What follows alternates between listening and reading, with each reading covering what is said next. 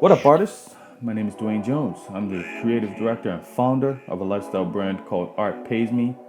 This is the Art Pays Me podcast, and I'm passionate about finding ways that people like you and me can make a living for ourselves off of our creativity. And, maybe we can make the world a better place at the same time.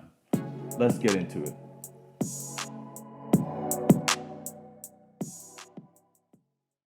Welcome to Art Pays Me. Today we have Emmanuel Nwogbo. Actually, is that how I pronounce it? Pretty close. It's Wombo. Wombo. Okay, Wobble. Yes. All right, cool. So we ended up, I'll tell you, we first met for Atlantic Fashion Week. You actually modeled for me, but Yes. um, I actually knew about you before that because I saw you in the NASCAR Wearable Art Show, and you were modeling there.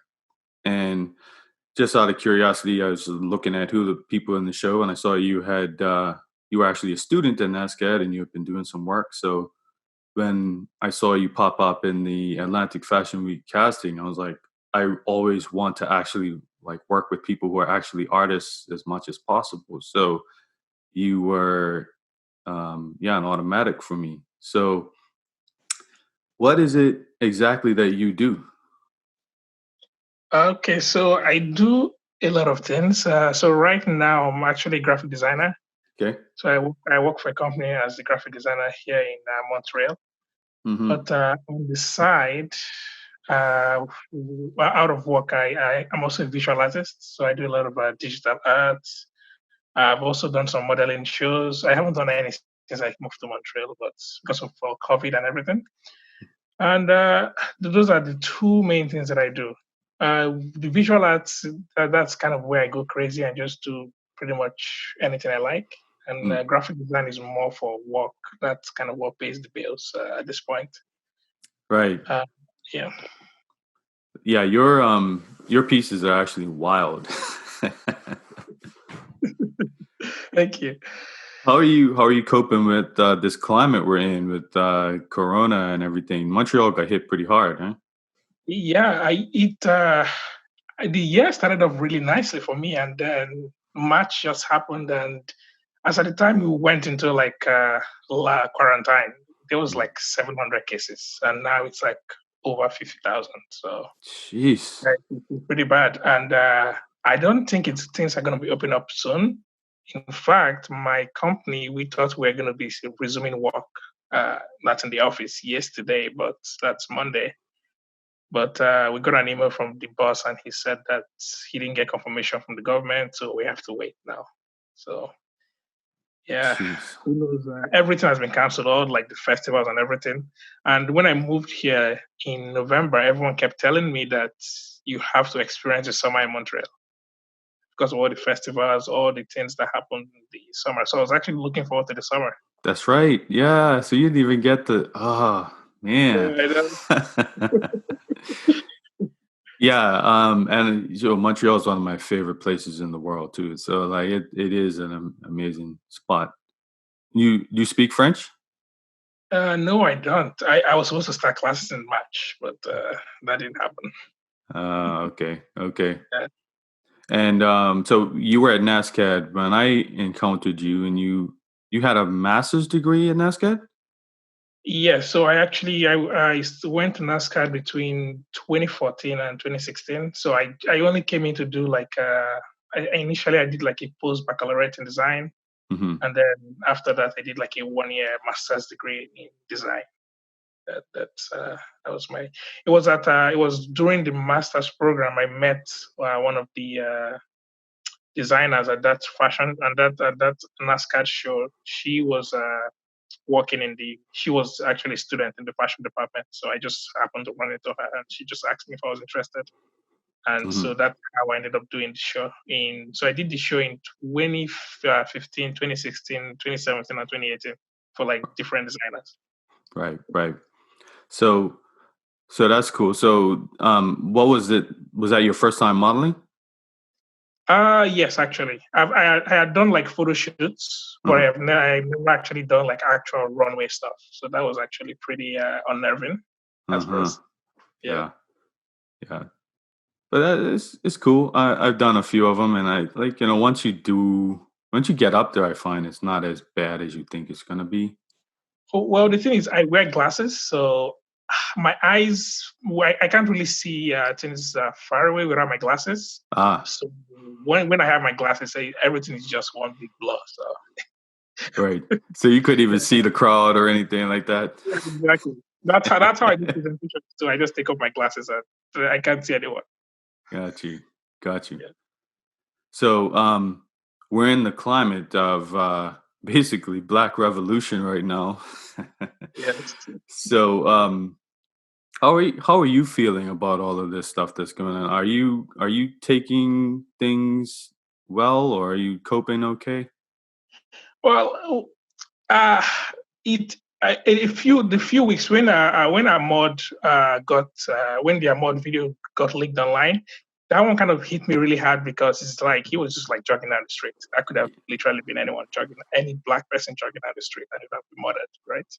Yeah. So that one like really hit me hard, and the fact that the cops had the video for like 2 3 months and they didn't do anything about it Yep. was just mind blowing. So that one, like for a week or two, I was like really affected by that. And then when the George Floyd case happened, that one wasn't too surprising because the cops have been doing that for years and getting away with it. Like these so many videos of like I forget the other guy that was killed in 2014. The Eric Garner.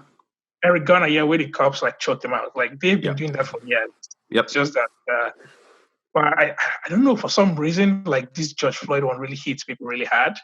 Hmm. And I'm really, really happy because every so often something bad like this happens and everyone like these riots. But I feel like this one is actually very different than the rest of it. Yeah, I've been talking about this quite a bit too, and I think the difference is, like you said, when Ahmaud happened, I think almost every black person I know was like pissed off. Like, how the hell does this?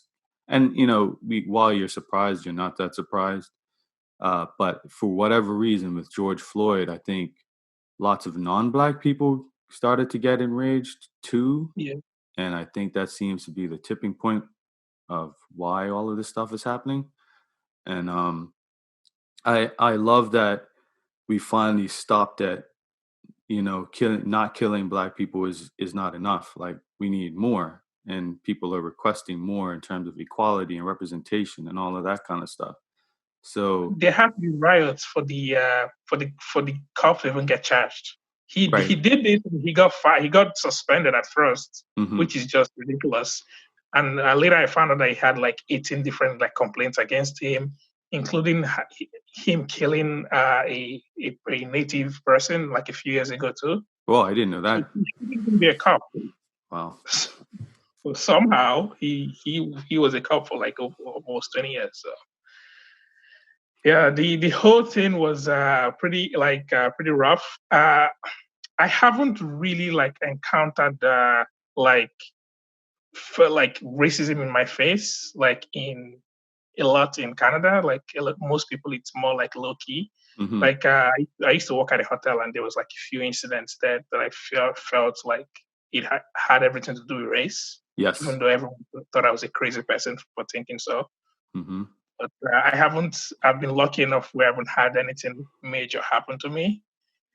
But I also think that that videos becoming popular is like the game changer now because pretty much everything is on video these days. Hmm. If this whole George Floyd murder wasn't on video, it would all be eyewitness, and the cops can just see whatever they like. Exactly. Yeah.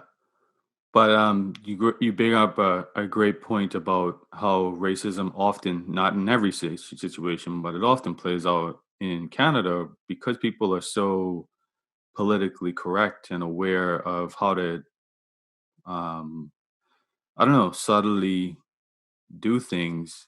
You do sometimes feel crazy, like a crazy person when you experience something. You're like, was that racism, or am I crazy? Or I know that was racism, and people are telling me I'm crazy. Like, what is going on? And you have this like confused feeling often. You're just being gaslit all the Yeah, time. that's true. Um, So you and I both went to NASCAD, and when I was there weren't too many people that look like us there. Has that changed so Okay, much? so while I was at NASCAR, there was four black people. Okay. In the whole So, school or just like in your department? so in my old department, there was no black person there. Oh, wow. Uh, in the Masters of Design program, we started with about 16 people, and there was no black person there. And even the Fine Arts Masters, there was also no black person there. The whole like design department, I think I saw one black person. That was it. The only other black person that I know was Shy. I don't know if you know Shaya. So she was at NASCAR at that time, Yeah, and yeah. yeah, so she like we were like four black people at that time. I don't know if it's gonna change because even when I did my postgrad in Europe, it was also the same problem too, where there were like barely any black people. Mhm. Because even from coming from Nigeria, you tell your Nigerian parents that you're gonna go study arts, everyone looks at you like you're crazy. Mhm. They ask you how you're going to make money, even though it's kind of the case is kind of different these days, especially because a lot of people back home are like engineers, doctors, but no one has any money because those industries are so oversaturated. So if you do something not related, you actually have a higher chance of making money, I find. Ah, that's interesting. Yeah. But the mentality is still there, so a lot of Africans are not encouraged to do the arts, so that's why there are so few African artists. Mhm. And I also find that the case is the same here with also black people here. A lot of black people are not encouraged to do the arts. It's always go do medicine or law or something like that. Mhm. It's almost like a survivalist mentality of get the thing that's going to elevate you to the next Exactly. There's no level. guarantee a job. Yeah. Yeah. Yeah. Did you ever find that was it uncomfortable for you in that situation or just in all of your education in general it's just an experience you're used to? Yeah, I was just by the time I got to NASCAR, I was just used to being like the only black person there, Yeah. so it wasn't much of a big deal. But my class wasn't so bad because half of the class was also Chinese students, and Mhm. then there was someone from Saudi, and there was someone from Iran. So it kind of like helped that I wasn't like the only like international student. Yeah. Yeah, Yeah. But that's cool. Like, yeah, when I was there wasn't as much international representation either. We did have some German exchange students in the program I was in at one point, and then we had Mexican exchange students as well. And I did find that like having them enriched things quite a bit and understanding how they see design and how it infected how it how it affected like the solutions they came up with was always interesting. I think it's very like important to have like international students, and I also think NASCAR discovered that they make all their money from international students because they go to China every year now, Ah, okay. and yeah, they go bring Chinese students. And when I was also NASCAR, I was also like a research assistant for one of my lecturers, and he's one of the big projects I worked on was like going to like language schools in Halifax and like talking to the students there Mhm. about NASCAR. It was almost like a recruitment kind of job, but not really. So you're Mhm. just going there and like chatting with them about NASCAR, trying to like talk to the people that are interested in NASCAR and just chat with them, tell them your experiences at NASCAR.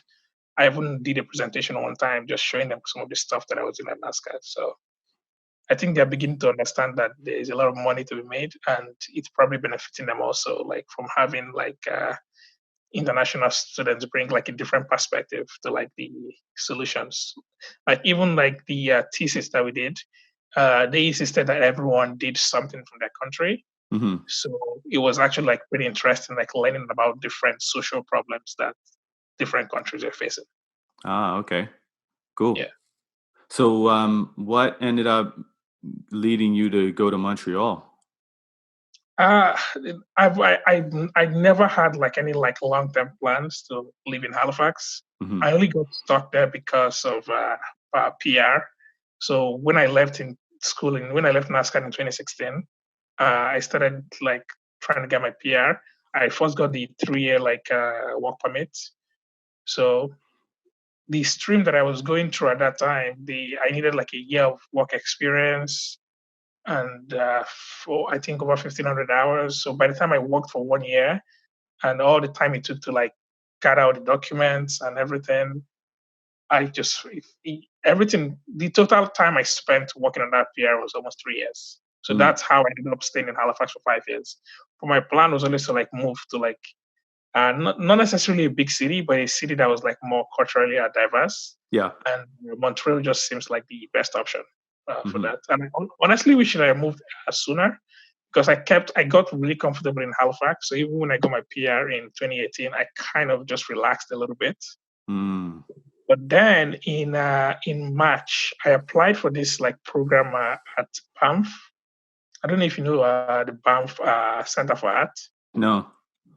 So I applied for a program in Banff is in Alberta. So I applied for that program, and the program I made it to like the final three candidates. They had like a whole interview, and it was like a multimedia practicum. So you kind of get paid to like work on like movie sets and like work with like different like producers and stuff like that. So it was actually a good program that was going to benefit me like on networking wise. Hmm. So we made it to the final three, and then I got rejected. They chose Oh, someone else, and I already had my mind set on July 5, 2019. I was like, I'm moving to Banff. That was the whole plan. So when I got rejected, I was like, oh man. But because I already had my mind on moving, so I started looking at other options. So I went to Nigeria in August. I came back in September, and I just like, you know what, October 1st, I'm moving to Montreal. So that's what I did. okay. And so I'm getting a sense from you that you were the type of kid that was a little bit rebellious. Like you don't seem to be phased by uh, obstacles that are put in front of you. Is that the case? I wasn't I wasn't too rebellious as a kid because as you know, like just a lot of like Nigerian or African households are just like very conservative. Hmm. So I wasn't very rebellious. I was very stubborn. I got Okay. into a lot of trouble when I was growing up. But but what happened was I kind of had to learn this along the line because when I got into college, I was only like 16, like Hmm. right before my 17th birthday, I got into college. And so I remember the first day when my dad accompanied me to school because I was still a minor. Hmm. So I remember getting to school. That was like the first time in my life that I was like alone in the sense that I couldn't like call my parents if I was in trouble or anything. So I remember the first night that I went out with my roommate at that time. It was like 2 in the morning, and like nobody was like calling me or like messaging me, "Where are you?" or anything like that. So it actually felt really nice. So Hmm.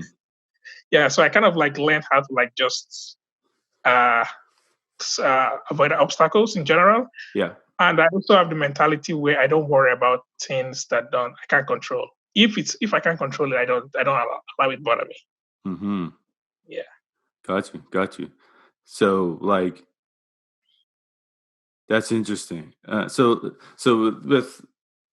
with some of the systemic things that are happening against Black people, you find that it helps you to deal with it by saying, "Look, I can't control it, but here's what I'm going to do instead."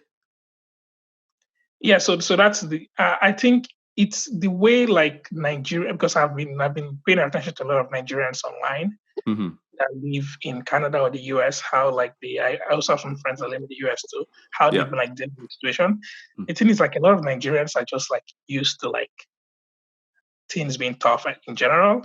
Yeah. Like if you like grow up in Nigeria, like things are like really, really tough. Like even for people that are like rich or like comfortable, like you still have to navigate your way through all the like hardship.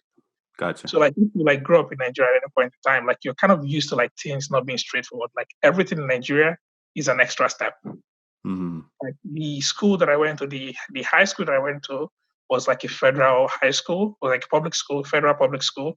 And that school, like they didn't pay any you didn't pay any fees. The Hmm. only fee you paid was like the PTA levy, which was like super cheap.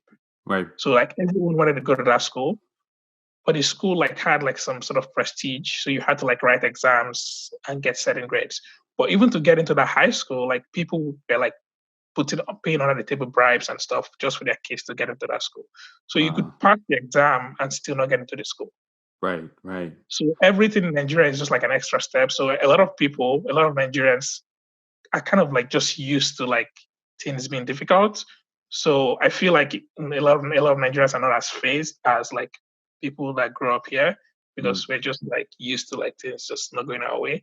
Plus, Nigeria is also like one of the most hated like African countries in general. Like when if you have that green passport, like it's trouble, and Is it that's what? generally if you Why? have Is that it the green. Nigerian scammer thing? Is that what it is? Yeah, it's because of the Nigerian scammer things. Like a lot of like Nigerians have like messed up our name real bad. It's Mm. not we haven't like done enough a lot of damage in Nigeria, but if you like go to like places like US, like even like Turkey, like London, like once they see that green passport, like I remember in 2011 while I was at Ataturk Airport in Istanbul, they had like a special like search room for Nigerians and Iranians. Oh, no Like way. yeah, like you go in there and they almost get you naked just to search you. So and it's because of the scammers and because of drugs.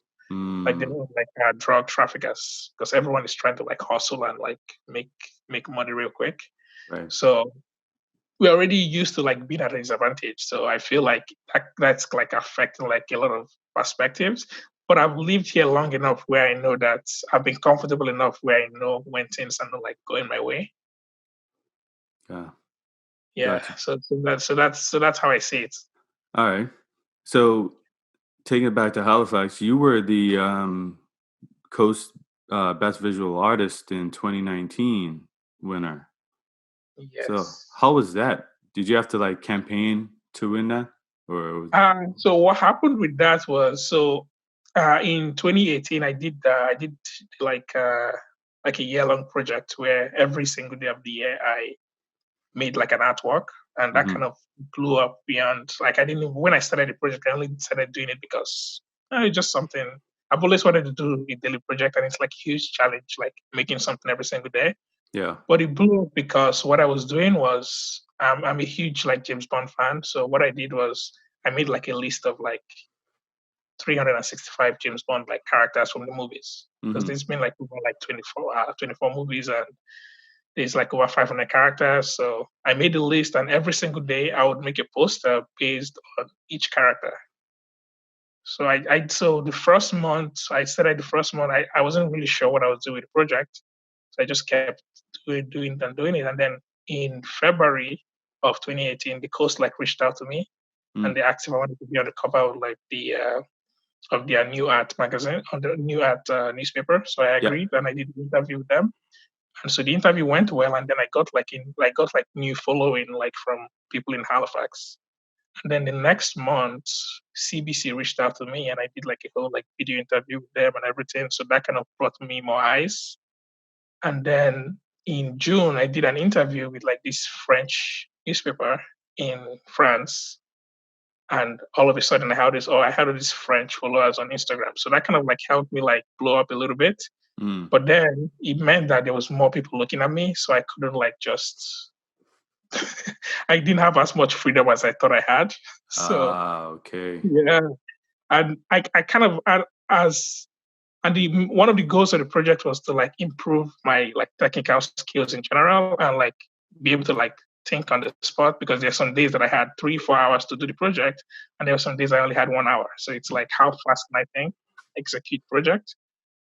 But as the month went by, you can actually see like the quality of the project improving. So I kind of reached a point where like I set like really high standards for myself that I had to maintain. Mhm. So whatever happened that day, I had to find a way to like maintain that standard.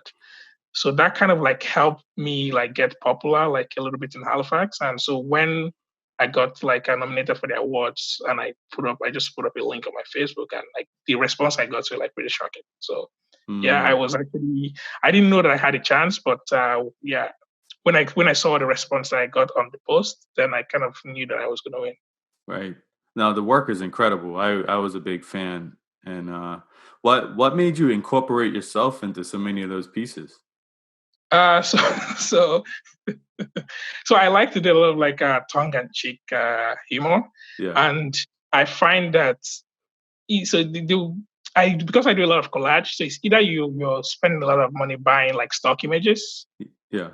or I use myself. If I use myself, then I don't have to pay anyone for copyright and stuff like that. So that's Right. why I use a lot of my pictures. I honestly speaking, I rather not use myself because I don't like to put myself out there like that. I like to like hide behind my work. But we we using myself, then I get to avoid all the like copyright nonsense that happens. Because even Mhm. when you buy pictures from this site, some of them have like very strict guidelines to how they want those pictures being used. And Right. I know a few people that have got into trouble for like using pictures that they actually bought, but they were not allowed to use it the way they used it. So Mhm. yeah, that's Yeah. the main reason I use myself.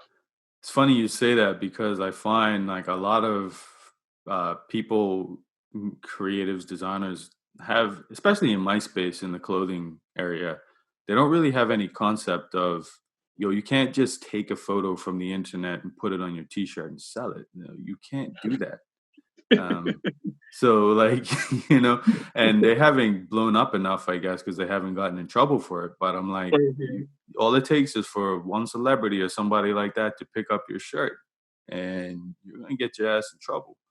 So It's very like I kind of like I learned a lot about like copyright like when I was in the James Bond project because I was mhm, using a lot of like stock photos yeah, from so you have to like alter the picture enough because usually it's a lot of the photographers that will get into trouble hmm, because the person would say, "Oh, that's my picture. I took that picture," right? But you have to alter the picture enough where it doesn't look like the picture the person took. hmm, If you don't, if you're just taking off people, if you're just taking pictures online, taking pictures off Google and just putting it on shirts, like eventually you're gonna get into trouble. yeah, That's usually what happens. Like people have gotten into trouble because they made like parodies of already existing designs, and hmm, the owners of the designs were like, "No, you can't do that." yeah, So, yeah. So what are some of your influences? like design wise, Yeah, design, even art, whatever, like visual yeah. So influences. yeah, so I'm very big on like pop art, like Okay. from the '60s. I also like surrealism. Unfortunately, I don't do drugs, so I I can't, it's a little difficult to pursue like surrealism, but I really love surrealism.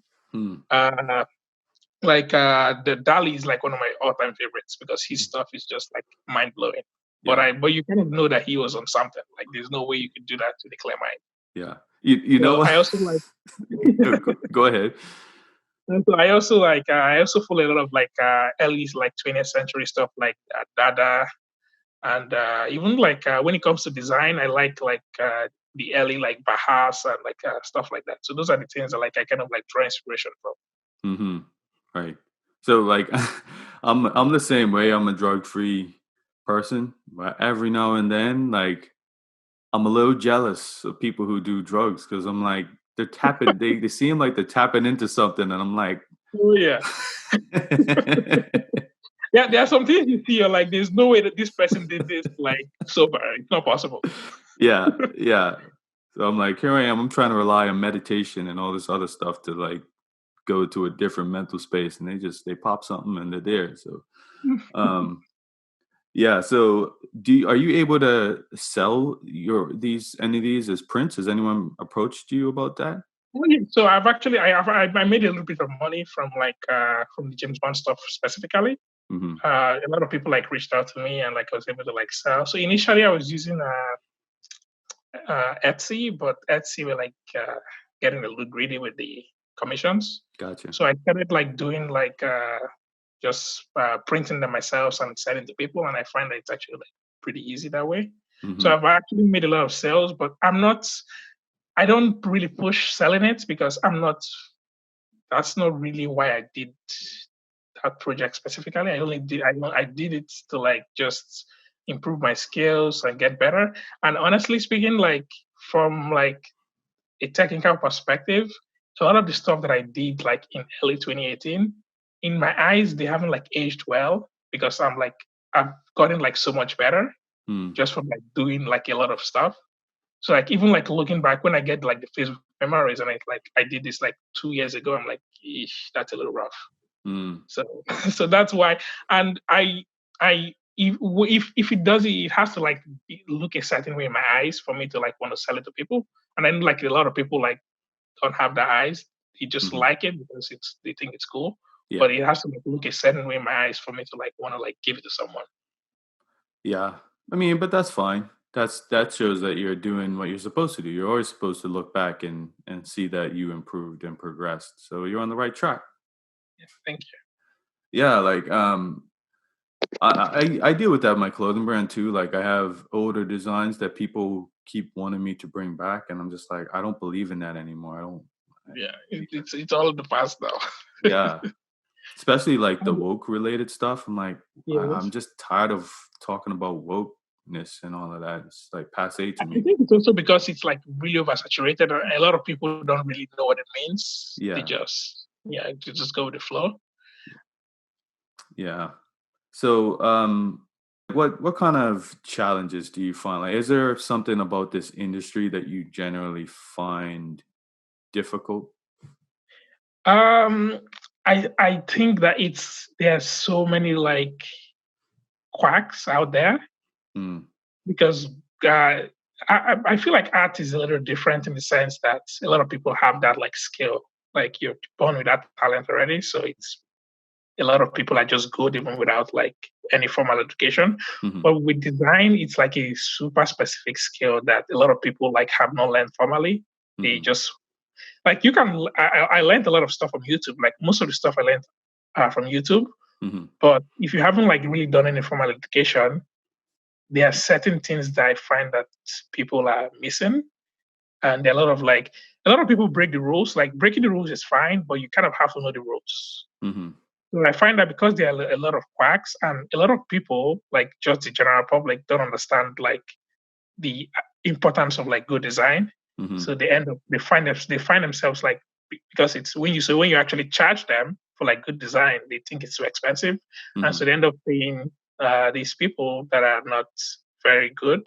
mhm, And so you have a lot of like substandard designs floating about. Like I've had people reach out to me and like give them the price, and they were like, "Oh, like I had," and then they show me something that someone else did for them, and tell me that it was so much cheaper. I'm like, "Yeah, because that the work the person did for you was not is not that it's not that good. Like from a design perspective, it's not. There's like a lot of things that are missing from it. That's why it's a lot cheaper. mhm. Plus, a lot of people that learned from like just YouTube in general, and they just pick up their computer and they just start designing. They don't put a lot of value in their work, or they're doing Mm. it for quick buck. Like honestly, sometimes a lot of people are just doing it like just for the hustle, right? So Yes, yeah. they just want some quick money, which is also fine too. But it kind of like affects like how a lot of like designers in general like are priced. A lot of people think that you're too expensive, or it's like why is it so expensive, or their perspective on the design changes. Like Mhm, there's this I'm part of like a few like Nigerian design groups, and so there's this thing going on in Nigeria where so there are these designers where they make like really really substandard logos because the person like they charge like really low. So someone like charging like $5 to make a logo. right. Like you know what you're paying for. Like Yeah. if you're paying $5 for a logo, I don't think you should be expecting much. So they make these really cheap logos, but then they find like really really like these really really sleek looking mock-ups, and they put Mm, the logo in the mock-ups, and they mhm, send like the mock-ups to the clients. So the clients are like super impressed, right. and then some clients actually think the mock-up is the logo. Mm, There are these like mock-ups like that, like turn the logo into like some sort of 3D looking logo. So yes. some brands think it's the mock-up. So then I've had people like reach out to me, sending me like pictures and they tell me, "Can you make a logo that looks like this?" I'm like, I'm like, you can't do that because you have firstly you're trying to start up like a clothing brand, so and you can't print that on the shirt. Like that's gonna look horrible on the shirt. And then you get into a whole argument with them and they tell you, oh, that's what they want, blah, blah, blah. And sometimes they don't even tell you at first. When you send them the logos you've done, they're like, I want it to look like this. I'm like, and then you try to explain to them that it's not a logo, that's the markup, and they Yeah. don't get it. Yeah, So that's a three-dimensional uh, Yeah, CAD drawing or something. Uh, yeah. that's not how it works. Oh man. Well, So, when I moved to Montreal in October, it took me 3 months to like get like a design job because what I did was in Halifax. I never had like a full time design job. I always had like part time jobs and like just freelance gigs. mhm, So when I moved here, I decided I wanted to like try out like I wanted like a full time job that was actually like decent and I would like. So it took me about 3 months to get the job. So in that time, I was doing like a lot of freelance stuff. And honestly speaking, it's not easy. mm, I was kind of lucky because I kind of have connections already. I already know some people, so it's a yeah, lot easy. If you're like just coming straight out of school and you want to like just go straight into freelance, like you're gonna have a hard time. mm, Like you're gonna need like maybe 1 or 2 day jobs to survive because it's not easy. right. So Yeah. do you feel like uh design and art schools, they should do more to prepare students for that reality of what it's gonna be like when you graduate? I, Honestly, I think like a lot of art schools, like from what I saw at NASCAD, it's a lot of like they said what they're doing there. It's a lot of like I feel like they live in La La Land. Mm, But it's like, there's like so much focus on the technical stuff, and there's no mhm, focus on actual like business on the business side of things. mhm, Like I went to 2 design schools, and at no point in time did I even have a course where they taught you how to like price yourself. Like, okay, how do you price your hours? Like I had to learn that online. yeah, Like nobody's gonna tell you, okay, this is how much you charge per hour. This is how much you charge for this. Like nobody's gonna. But that's half of the job, right? How yes, pricing is half of the job. But like nobody teaches you that. It's all about how does the logo look? How does the poster look? Like mhm, mhm. So I feel like a lot of this that is lacking like in a lot of like art and design schools. Like the same with, like art too. Like the artwork. Like nobody like is teaching you the financial side of this. Like if I left NASCAR today, how am I going to make money from this all this skill that I acquired? I feel like that's lacking in like a lot of art schools. right, it's like business is a bad word or dirty word in a lot of ways. Yeah, but you have to like you need money, so Yeah, you're gonna have to sell your stuff.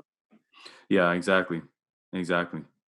And I found that when I went to school too, it was just and to be honest, I put some blame on myself because I was so focused on design and being the best creative and all the business stuff I didn't think was relevant to me. I thought I would just get hired because I was dope when I Yeah, but graduated. you know, but it's. I feel like it's kind of what the school like puts into you in that sense, where Mm, like they kind of focus too much on the creative aspect of it.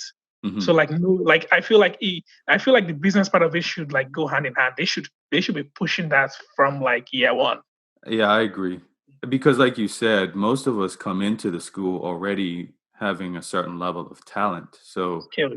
um it doesn't take that much to nurture even technical skills. Like you can learn a program on your own, but like Yeah. sometimes having that hands-on business knowledge is extremely helpful and learning from actual industry people to say, look, this is what you should charge, this is what you shouldn't, this is how you promote your work, this is Mhm. Etsy, this is Cargo Collective, this is Behance, this I is never like learned that in school.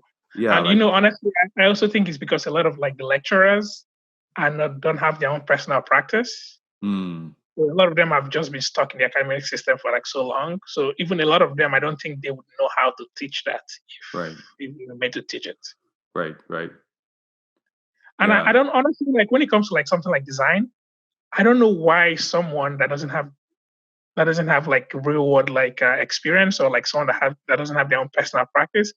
I don't know why they should be teaching. Like I feel like most design teachers should probably be part time in general. Like I had this like really good teacher at NASCAR that he was like part time. He had his own like design company. mm-hmm, So like when we did project in class, like he's like talking from like I spoke to this is like this is the conversation I had with the client yesterday. mm-hmm, right, Like very different yes, because that's exactly what you're going to be doing when you leave, right? yeah, yeah. I agree with you 100% too. And if I've been uh, considering what it might look like if I were to teach, and I think the same thing. If I ever decided to, I don't think I would ever give up my practice. I would find some way to keep it. One big thing that I also feel like they didn't teach, and I learned this like recently, is sometimes you don't have to make the best design. Like I've gotten paid like really good money to like make tough stuff that I wasn't proud of. Oh, absolutely. Yeah. Because the client is like so much control of the project, and I just like when I see when it gets to that stage, I just give up. I'm like, you know what, we just do what you want, Yeah. but I'm never showing this to anyone. Yeah. Exactly. Well, I learned that one too. It's like not everything is got to go in your portfolio. You don't have to Mhm. be so emotionally attached to everything you design. You put in your portfolio the stuff you're most proud of. And, sometimes it's stuff that is independent. And that's the beauty, I think, of this generation too, whereas I don't know how you feel about this, but I think now independent projects get a lot more respect than they did when I first graduated. So for me personally, like Art Pays Me is my personal project. And Yeah. I get way more respect for Art Pays Me than I do for just any client work that I've done. So, You know what? I think it's because a lot of people know that when it comes to those personal projects, like you're actually like trying and putting your efforts. Yeah, mm, because if you're not like when I do my own personal stuff, like they're like I don't, there are no like nobody's on my neck. Like I have a lot of freedom. I can like actually like speak through my work. mhm, Versus when there's like I work for a company now, so like there's a lot of like restrictions. I created like a brand booklet that we have to follow, and I kind of have to follow the booklet since I created it. mhm, And there's like all these other restrictions. We work with the marketing team, so when you make something, it's like, oh, we can't do this in Quebec. Like mhm, this is not how we do stuff in Quebec, right? mhm, Marketing like has like a lot of control over it. They're like, oh, we can't do that. Like that says something else in marketing language. mhm. So you don't have all those restrictions when you do your own personal stuff. So Yeah. I feel like it kind of affects like the way the work looks. Like even like a lot of the work that I do now for work is like very, very like it's still creative, but it's very, very structured. Like it has to look a certain way. It's Yeah. like we did a billboard design the other day, and the company that was printing it, like they sent us this like booklets, and they were super specific how they wanted this billboard to look. Mm, So it kind of made the job easier anyways, but right. it kind of like limits like your creativity in certain ways. Right. Right. So, if there's any piece of advice you would give, uh, well, since you kind of exist between the world of art and design, I would, I guess, preface it that way. Any artist or designer, like, is there any advice you'd give them? Advice in one sense. Um, like, say one big takeaway that you've taken from your career that sticks out to you that you're like, you know what? If I was coming out of school right now, this is the thing I would do. Or did we cover that already? You know what? I think the main thing for me is like just a lot of patience. You just have to exercise patience. Like a lot of people like, and I kind of understand it where it's like, say you have like a family already, you like want to make money quickly. If you actually want to like succeed from my experience so far, you kind of have to like exercise patience. Like it has to be. It's a kind of patience where it's like you do it like you have no sense. Like Mm, you're just like you just have to chill. That's what I find. Like you don't, because when you rush, like I feel like you miss a lot of opportunities. Like people will find you if you like just keep doing what you're doing. You like that's why I kind of make sure that I don't allow the quality of my work to suffer, mm, especially if I'm doing work for someone and I know that a lot a lot of people are going to see that. I kind of you want to make sure that your work is always like up to like a certain standard. yeah. Because if when people see that, because I've seen like really bad designs, and then I ask the person who did it, and they told me the name of designer, right? Hmm. Now there's one more person that knows that even though you're not a bad designer, but you did like one bad work. Yeah. Now there's this person that thinks that you're a bad designer. So I think patience for me is like the biggest takeaway. And one big thing that has like really helped me is like constant practice. Like Mm, that 365 projects was like really, really helpful. Like that like took me to like next level because yeah. that was the first time that I had to like do something consistently. So I got to the stage where I began to see a pattern. Like there was a week, I remember there was a week in April where for 5 straight days I was using the only colors I used were like red and blue. Hmm. It wasn't intentional, but I just noticed it and I had to like change up. So after that, I kind of like set like new goals where I decided, you know what, I want every single day to look absolutely different. Mm, I don't want to put two pictures side by side and they even have anything to do with each other. right. Yeah, so a lot of like constant practice. Like I know a lot of people that are also designers where if when they don't have any jobs, like they just relax, they don't really like touch their computer. Like you need that practice. You need to keep learning. I'm always watching tutorials. Mm, Like that's how I learn stuff. And even some tutorials like are so difficult that you can't do exactly what the person is doing.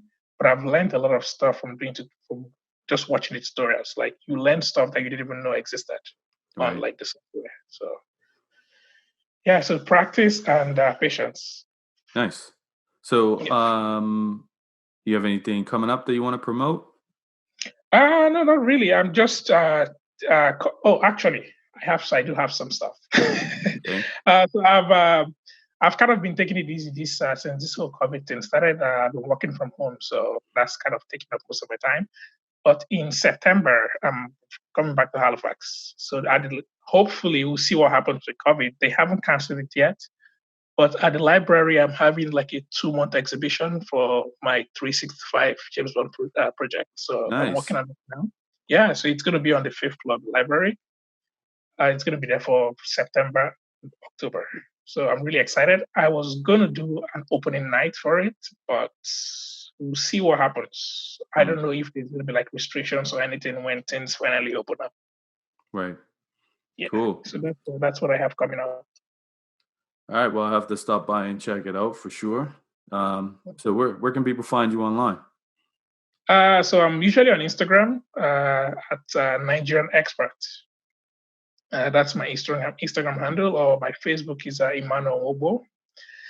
And yeah, those are usually the two main spots that I hang out. All right. Emmanuel, thank you for doing Art Pays Me. I think Yeah, this this was was, so much fun. yeah, this was enlightening. It's funny because you didn't really say much of anything during the Atlantic Fashion Week thing, so I was a little nervous that you wouldn't speak. So the thing is, a lot of the people that I met there, like I've never met them before. Like the only person that I knew was Fabian. Mm, Like the other, oh, sorry, Fabio. Like the other, yes. everybody else, like I didn't know I didn't know who they were. And later on, I met Parvati, so I kind of know her now. But Mhm. so when I don't know anyone there, I kind of like just keep my mouth shut and just observe. Well, that's not a bad lesson. I mean, not a bad way to do things. I kind of like to do that too because sometimes you gotta survey the landscape because you overstep in the wrong way. Sometimes you get in trouble. So Yes, and I feel like first impressions like matter a lot. So you want to make sure that you don't, because there's some people that I met. The first time meeting them, I just thought, "Wow, this person sucks." But mm, then you get to know them, and you're like, "Oh, this person is actually really good." It's just that it just made a bad first impression. right, right. All right, cool. So yeah, thank you for doing Art Pays Me, and Thank you so much. Man. yeah, we'll be in touch. Okay, have a good day. Thank you so much You for too. listening to the Art Pays Me podcast. Thank you to Langy Beats for the theme music. If you got anything out of this show, please rate, review, and subscribe on whatever platform you're listening on. The more you do this, the more reach the podcast gets, and the more artists I can help learn to make a living at what they love. If you want to know more about what I do, hit me up at artpaysme.com or at artpaysme on Instagram, Twitter, Facebook, and Pinterest. See y'all next time.